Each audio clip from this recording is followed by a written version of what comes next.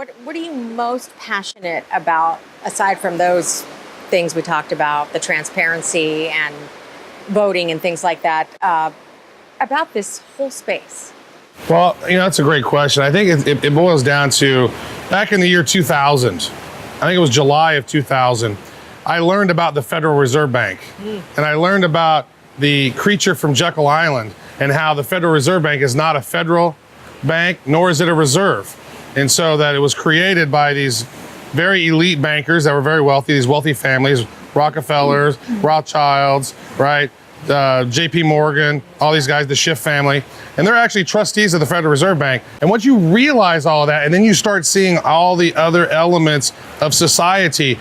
And one thing that hit me was when I listened to Dwight D. Eisenhower's farewell speech, and he talked about this, after World War II, never before had America had this permanent military armaments industry, where now it's for profit, right? Now they have all these, and now we're in the scenario where every congressman in their district has some piece of the war machine, where they're creating some little piece of some little thing that has to go to some weapon. And then guess what? If you don't do what we want you to do, then we're going to cut those jobs, and you no longer have those jobs in your district, right? And so you start learning about all this stuff that's going on. And then another crazy thing that I learned about was just like the history of the Bush family. And like most people know about George W. and George Herbert Walker, but they don't know about Prescott Bush. Prescott Bush was George Herbert Walker's dad, and like how they got into the oil industry and how they were, working with corporate lobbyists, and while Prescott was a senator.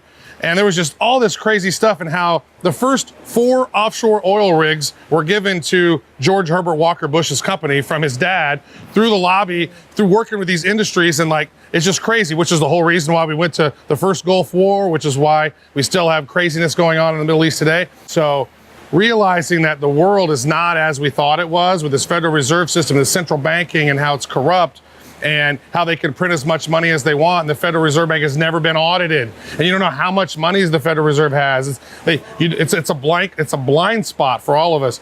And so when you realize, there's only 21 million Bitcoin ever, and it's deflationary in nature, which means the price is going to continue to go up.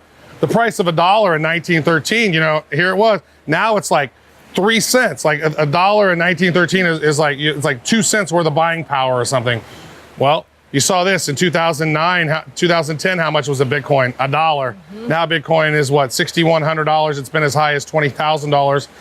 Sky's the limit for the price, because there's a finite amount of them. They're not going to print more, right? Let's not have those corporate cronies and those elite banking people who controlled things for so long still control things with their puppet strings. Let's eliminate that and have transparency. And so to me, that was one of the driving forces to get into crypto.